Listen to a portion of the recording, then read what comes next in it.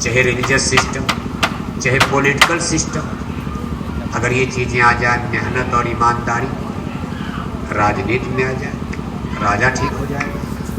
मेहनत ईमानदारी का भाव प्रजा में आ जाए, प्रजा ठीक हो जाएगी। अधिकारी कर्मचारी में आ जाए, मेहनत और ईमानदारी, तनख्वाह से ज़्यादा नहीं लेंगे, 8 घंटे ड्यूटी पूरा करेंगे, एक नए पैसे कोई देगा, घूस नहीं लेंगे, काम मेहनत ईमानदारी से करेंगे। ये सब प्राइमरी स्कूल दूर जाते हैं, प्राइवेट स्कूल चल रहे हैं और प्राइमरी स्कूल में फीस नहीं लगनी है, फिर भी कोई अपने बच्चे को पढ़ाने को तैयार है। यहाँ तक स्थिति बिगड़ गई कि जो आदमी प्राइमरी में पढ़ा रहा वो भी अपने बच्चे को गोरखपुर के कोचिंग कॉन्वेंट कॉलेज में भेज रहा है। प्राइमरी का मास्टर अपने स्कूल में अपने बच्चे को नहीं पढ़ा रहा, वो भी कहा भाई प्राइवेट में कोचिंग कॉन्वेंट इंग्लिश मीडियम में ले चलो। मास्टर को भी अपने पढ़ाई पर भरोसा नहीं है, गांव वाला क्यों भरोसा करेगा आपका? ये सब क्यों हो रहा? मेहनत और ईमानदारी की कमी है। ना तो मेहनत कोई करना चाहता और ईमानदारी भी नहीं है। ईमानदारी भी नहीं, कहीं भी ईमानदारी नहीं। चलो स्कूल के एक बेंच ही घर ले चलो, एक टेबल ही घर ले चलो, एक कुर्सी ही घर लेके चलो, आप बच्चों का वजीफा ही झटक के ले चलो। कहीं कहीं सब लोग वीक पॉइंट्स इसी तरह से नीचे से लेकर ऊपर तक। इसलिए अध्यात्म संतों का संदेश मेहनत और ईमानदारी, good idea, good behaviour, good thinking, जैसा कि रामायण में भी कहा गया उसी चीज कि निर्मल मन जन सो मोहि पावा, मोहि कपट छल छेद न भावा। इन्हीं अध्यात्म बात पर चलने पर आत्मा का विकास तभी होगा जब मन निर्मल होगा। हमारा मन निर्मल होगा, हमारे अंदर अच्छाई आएगी, पवित्रता आएगी। अगर मन निर्मल और पवित्र हो जाए फिर बताओ हर परिवार समाज भी ठीक हो जाए। और इसी पर हमारी आत्मा का विकास, आध्यात्मिक विकास, डेवलप, स्पिरिचुअल डेवलपमेंट, हमारी आत्मा जगेगी, इसका विकास। अगर आदमी अध्यात्म बात पर चले तो लौकिक जीवन, राजा प्रजा, घर परिवार अपने आप ठीक हो, उसमें मेहनत नहीं करना। और अगर अध्यात्म बात को छोड़कर आप लोग दुनिया को सजाने में लगोगे, इस संसार में विश्व युद्ध होने जा रहा है, नहीं संभाल पाओगे आप। सब लोग राजा बनना चाहोगे, कोई प्रजा बनना ही नहीं चाहेगा। सबके झंडे डंडे खड़े हो जाएंगे, मार झगड़ा बढ़ना, धर्म के नाम पर झगड़ा, जातिवाद के नाम पर झगड़ा। गुरु महाराज सन 70 के 80 के दशक में ही कहते थे कि बच्चा आगे समय इतना खराब आएगा, मेहनत ईमानदारी का पाठ सब लोग भूल जाएंगे और फिर जातिवाद आएगा। जातिवाद के बाद पार्टीवाद आएगा, पार्टीवाद के बाद धर्मवाद आएगा। तमाम वाद आपस में फिर लड़ेंगे और लड़ भिड़ करके सब मिट जाएंगे, मटिया मेट हो जाएंगे। इसके बाद एक नया वाद खड़ा होगा, मानववाद। मानववाद का मंथन होगा, जैसे दही में मथानी चलती मक्खन निकलता, ऐसे मानववाद में मंथन होगा, मथानी चलेगी, तब शुद्ध रूप से अध्यात्मवाद। परमाणु बम गिरते ही जापान टूट गया। नेताजी सुभाष चंद्र बोस भी युद्ध जर्मनी में हिटलर मारे गए। नेताजी सुभाष चंद्र बोस की गोल खत्म हो गई। नेताजी की तमाम सेना मारी गई आसाम के जंगल में। अंग्रेज सिपाहियों ने, उसमें भारतीय भी थे अंग्रेजों की तरफ, लेकिन नेताजी की तरफ से केवल भारतीय और अंग्रेजों की तरफ से अंग्रेज प्लस इंडियन। भारत के भी लोग अंग्रेजी से उनकी नौकरी करते, क्या करें, उन्हीं की तरफ लड़ना। अभी जिसका नमक खाएं उसी तरफ तो जय जयकार करनी है। मारे गए लोग, कुछ भाग गए, कुछ मार गए, कुछ गिरफ्तार हो गए। नेताजी कहाँ चले गए आज तक पता नहीं चलता। आसाम के जंगल से कहाँ गुम हो गए आज तक देखो। इतनी लंबी उम्र तक कोई जी नहीं सका। कहते भूल भुलैया गो गोचर जहलो मंजे, जहाँ तक की आंखें देख रही और सत्य को देखने वाली सत्य आंख, आत्मा की आंख, सत्य रूपी ईश्वर को। ईश्वर ही सत्य है जो परमानेंट अस्थाई सत्य चित आनंद है। सत्यम शिवम सुंदरम, जो सत्य भी है, शिव माने कल्याणकारी भी है, वहाँ कल्याण ही कल्याण है। सुंदर सबसे सुंदर, उनसे सुंदर कुछ है ही नहीं। वही सत्य है, वही सुंदर है। उस सत्य सुंदर को जानने के लिए, देखने के लिए आत्मा की आंख को खोलना पड़ता है। और आत्मा की आंख कब खुलेगी? जब आपका स्पिरिचुअल डेवलप, स्कूल कॉलेज में इंटेलेक्चुअल डेवलप होता, बौद्धिक विकास होता। बच्चा काका गागा जानते जानते ABCD जानने लगता, फिर इंजीनियर, डॉक्टर, फिजिक्स, केमिस्ट्री पढ़ने लगता। लेकिन इसमें स्पिरिचुअल डेवलप, आध्यात्मिक विकास की कोई थियरी, सिद्धांत फिजिक्स केमिस्ट्री में नहीं है। आध्यात्मिक विकास की थियरी, इसको अध्यात्मवाद, संतों की आध्यात्मिक पाठशाला, जैसे ये स्कूल है ऐसे ये भी स्कूल है। आज जहाँ आप बैठे स्कूल है, स्पिरिचुअल यूनिवर्सिटी। गोरखपुर की यूनिवर्सिटी में हिंदी, अंग्रेजी, ज्योग्राफी, हिस्ट्री, राजा रानी की कहानी पढ़ोगे, मुगलों की कहानी, अंग्रेजों की कहानी, ये कहानी वो कहानी।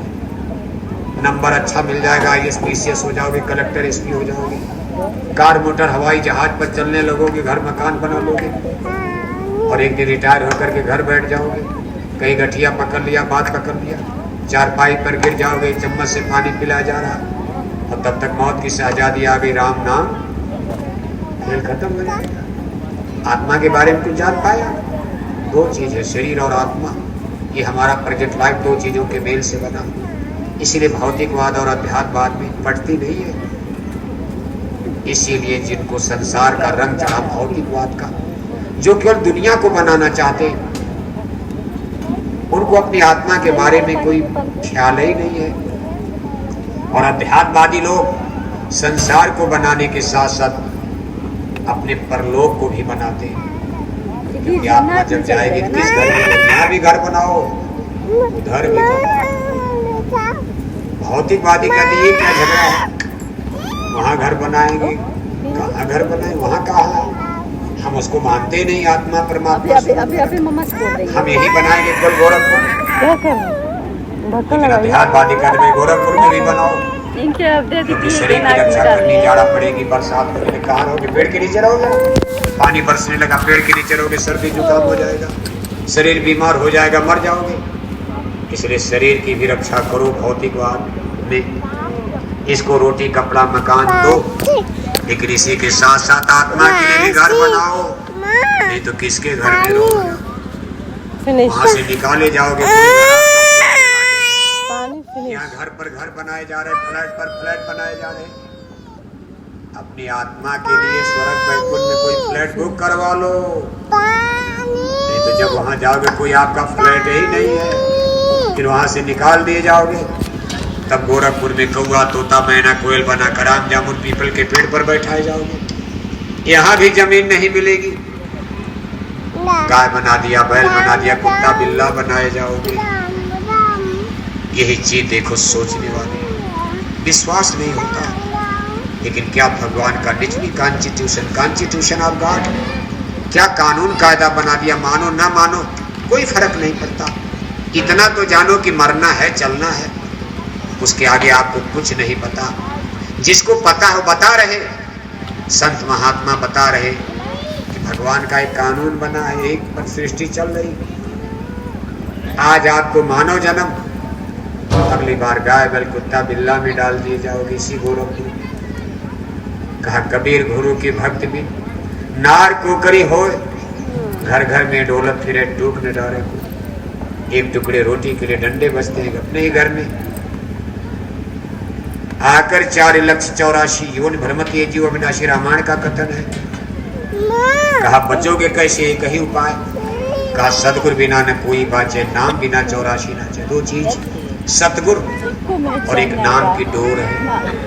नाम को वेद वाणी, ब्रह्म वाणी, अनहद वाणी, अनहद नाद कहते हैं, शब्द कहते हैं, साउंड कहते हैं। मुसलमान फकीरों ने इसको आसमानी आवाज कलमायते कहा। इधर आत्मा एक छोर पर, आखिरी शीर्ष छोर पर परमात्मा, दोनों के बीच में जैसे आपके हाथ में पतंग हो और बीच में डोर लगी है, एक डोर का हिस्सा आपके हाथ में एक पतंग बंधी है, ऐसे ही परमात्मा और आत्मा को आज भी जो चीज जोड़े हुए, इसको शब्द, साउंड, वेद वाणी, ब्रह्म वाणी कहा जाता है। बल्कि यूं कहा जाए सारा ब्रह्मांड इसी ऊर्जा एनर्जी पर टिका हुआ, जिसको वेव्स ऑफ साउंड, दो चीजें हैं, waves of sound, waves of light. विज्ञान में भी इसी को माना जा रहा सबसे सुपर चीज, waves of sound, waves of light, प्रकाश जिसमें से ऊर्जा एनर्जी सब अणुबम परमाणुबम सारा इसी थियरी पर बनता रहता। इतनी ऊर्जा उधर है जिसने सूरज चांद तारों को पैदा किया। उस ब्रह्म में क्रिएटर में इतनी ऊर्जा है, और ये ऊर्जा शब्द और प्रकाश के रूप में प्रोवाइड होती है, और सारा ब्रह्मांड उसी पर रचना, उसी पर टिका हुआ। नाम है, नाम रचा सब हुई, नाम बिना उधार आपका भी शब्द से, शब्द ही आपको जोड़े, शरीर में भी आपको, तब यही शब्द की डोर फिर मिल जाए, फिर अपने घर निकल चलो। आज शब्द की डोर, वेद वाणी ब्रह्म वाणी सुनना बंद हो गया, माया के देश में इधर ध्यान कर दिया, इधर ध्यान हो गया, उधर का छूट गया। संत महापुरुष फिर रिवर्स करते, भाई चलो उधर का ध्यान करो आप। ध्यान जिसको आप ध्यान कहते हो, योग सूरज को शब्द से जोड़ना, प्लस जैसे योग साधना आप करते हो, कुछ योग तो लोगों ने भाई शरीर की रक्षा के लिए, जैसे आप टेलीविजन पर बाबा रामदेव जी महाराज के योग, सांस क्रिया प्राणायाम है, कुंडल, इससे शरीर की बीमारी जाएगी। और एक शब्दों का योग है सूरज शब्द योग, स्पिरिट, सोल को यानी आत्मा को ब्रह्मवाणी से जोड़ना। योग का मतलब जोड़ना होता है। योग का असली मतलब है योग माने प्लस, 2 + 2 = 2। आप कहते 2 में 2 जोड़ दिया, योग बराबर इतना योग। ऐसे आत्मा जब परमात्मा से जुड़ी, परमात्मा से जुड़ने के पहले आत्मा को शब्द से, वेद वाणी ब्रह्म वाणी से जोड़ना पड़ेगा। यही वेद वाणी ब्रह्म वाणी भगवान से जुड़ी है, और ये आपको खींच कर ले जाएगा। इसको नाम की डोली, शब्द का जहाज कहा जाता है। अगर कहीं आपको ये चीज मिल जाए तो कर लेना इसको, बाकी और कोई उपाय नहीं है। नाम ही नाम रचा सब हुई, इसी को रामायण में लिखा, कहला करो मैं नाम बढ़ाई, राम न सके नाम गुन गाई। राम को भी गोस्वामी महाराज ने कहा, मैं राम न सके, ये वेद वाणी ब्रह्म वाणी। इसका मतलब नहीं कि भगवान राम की वाणी है, लेकिन वहाँ उन्होंने परिचय दिया है, तुलना किया, यही शब्द उनकी वाणी, उनके मुखारबिंद से निकली ये साउंड सारे संसार को जिंदा की। जितनी आवाज खींच लेंगे, अपनी आवाज रोक लेंगे बजाना, वो दिन हमारी धरती सूरज चांद तारे मिट जाएंगे, फिर बनाएंगे वही। इस तरह से ब्रह्मांड की रचना में शब्द और प्रकाश, ये दोनों ऐसी ऊर्जाएं हैं जो बहुत बड़ी भूमिका निभाती हैं। बाकी कंकड़ पत्थर आप ढेला गोला सब देख रहे, मिट्टी जंगल पहाड़ी तो है, लेकिन ऊपर से सब कुछ चला है, तो शब्द और प्रकाश दो चीजें प्रमुख भूमिका है। और अध्यात्म बाद में शब्द और प्रकाश को फिर बंद करेंगे, जड़ चीजें कंकड़ पत्थर घर मकान कोठी कूड़ा कचरा छोड़ो, आप असली चीज शब्द और प्रकाश, परम प्रकाश रूप भगवान, न विज्ञान विहान, भगवान प्रकाश रूप है। हर जगह लिखा परम प्रकाश रूप भगवान, बहुत बड़ी ऊर्जा, और उस ऊर्जा के मिलते आप प्रसन्न हो जाओगे, इतनी खुशी हो जाएगी। राम नाम मणि इसको कहा गया, राम नाम मणि घर जी हृदय हरि द्वार। जी माने आत्मा, हरि माने दरवाजा। ये राम नाम मणि कहाँ है? दोनों आंखों के बीच में, आत्मा के दरवाजे में। इसलिए सकल सुख, संतों ने कहा भाई अंदर में खजाना। अब आप ढेला कंकड़ पत्थर में सुख खोज रहे, यहाँ मिला किसी को? राजा रानी रोते चले गए, जिनके पास पूरे गोरखपुर की जमींदारी थी, पूरे गोरखपुर की धरती मिट्टी जिनके पास राप्ती उठती सब उन्हीं की, वो भी यहाँ से रोते चले गए। सब मिलने के बाद रोते गए मरकर। असली खजाना तो आपके अंदर इंटरनल, जरा अंतर्मुख होकर तो अपना आध्यात्मिक विकास करना है, तो ये थियरी थोड़ी कठिन है। इसमें आपको जीवों पर दया करो। ये संतों ने गलत नहीं कहा, सत्य हिंसा परमो धर्म है, परहित सरि धर्म मणि भाई, पर पीड़ा सब नहीं भाई। अगर किसी को अपनी आत्मा का कल्याण करना है, तो आप शाकाहारी वेजिटेरियन लाइफ सिस्टम की तरफ मुड़ जाओ। हाँ, अगर आपको आत्मा नहीं मानना है, केवल इंजीनियर डॉक्टर बन के भोग भोगना, बच्चा बच्ची पैदा करना, खाना पीना मौज उड़ाना, भोग भोगो सो जाओ और मर जाओ, फिर तो आप मछली अंडा खाओ, कोई हर्ज नहीं, इंजीनियर डॉक्टर बनो, उसमें कोई दिक्कत नहीं। इन्हें कि मछली अंडा खाने वाला इंजीनियर नहीं बनेगा, अंग्रेजी नहीं पढ़ पाएगा, फिजिक्स नहीं पढ़ पाएगा, बल्कि यूँ माना जा रहा कि अंडा मछली खाने वालों का ब्रेन माइंड तेज हो जाता है, ऐसा विज्ञान मानता। भंग वो लोग मान रहे हैं। नुकसान कितना बड़ा होगा गंदे खान पान से। आज देखो छोटे छोटे बच्चे आपके गोरखपुर में दारू पीने लगे। अब तो हमारी बेटियां शराब पीने लगी। बताओ आप, यूनिवर्सिटी कॉलेज में लड़कियां शराब पीने लगी। क्या राम राज आएगा, क्या सतयुग आएगा, क्या रामायण गीता की मर्यादा बचेगी, क्या धर्म बचेगा, क्या कर्म बचेगा। बेटियां इंजीनियर बने, डॉक्टर बने, बुरा नहीं है। बेटियां एमपी बने, एमएलए बने, मुख्यमंत्री बन जाए, कल प्रधानमंत्री बन जाए, राष्ट्रपति तो बन ही गई। प्रधानमंत्री की कुर्सी पर भी भारत की नारियों ने सुशोभित किया है। लेकिन अगर ये दारू शराब पीने लगेगी तो धर्म कर्म संस्कृति कल्चर सिविलाइजेशन नष्ट हो जाएगी। फिर बहन बेटियों की इज्जत आबरू बचना मुश्किल हो जाएगा। जय गुरुदेव मिशन को इसकी चिंता है। बाकी शराब पीने से कोई पाप क्या है। शराब तो सेब का, संतरा का रस है, कोई जानवर का खून तो है कि मार करके शराब बन पागल हो जाती। ये ब्रेन माइंड दिमाग को डाइल्यूट कर देता। घर में जाएगा, सामने सगी चाची आ गई, हाथ पकड़ सकता, सगी भतीजी आ गई, हाथ पकड़ सकता। शराब से पाप कर्म बन सकते हैं। किसी को गोली मार देगा, बूढ़े माँ बाप को गाली दे देगा। इसलिए संतों ने शराब को रोका है। बाकी आप अगर अपनी बुद्धि को संभाल ले जाओ, कोई गलत करने की गारंटी दे दो, भाई हम शराब पिएंगे लेकिन कभी कोई गलती नहीं करेंगे।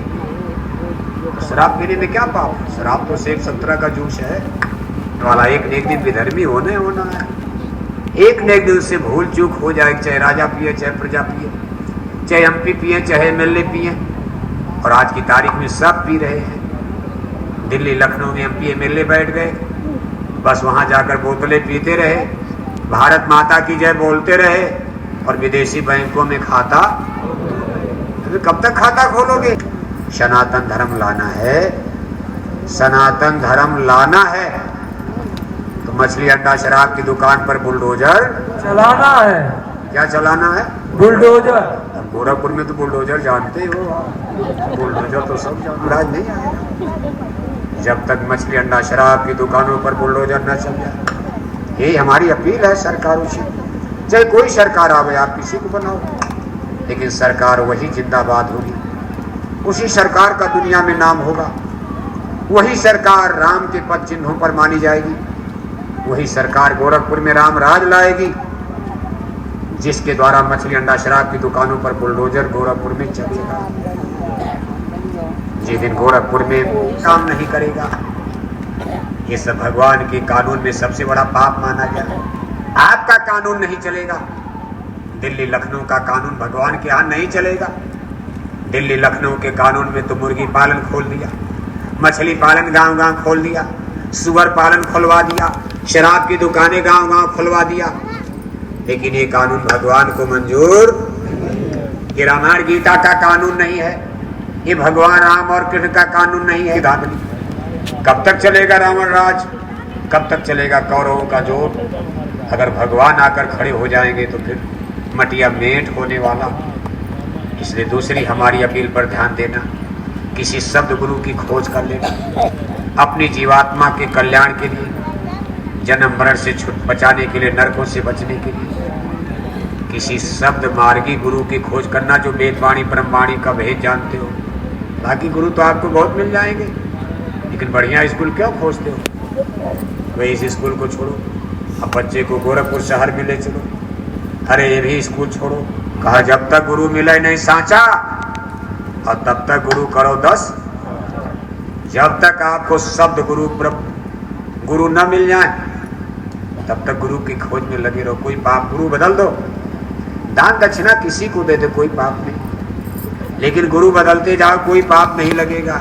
कहा गुरु महाराज दान दक्षिणा लीजिए, जब आप भेदे नहीं जानते और बिना नाम की डोली शब्द के जहाज में बैठकर सूरज पार आत्मा पारे नहीं होगी।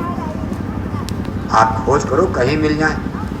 नहीं कोई मिले तो मथुरा का दरबार चल रहा है आज भी।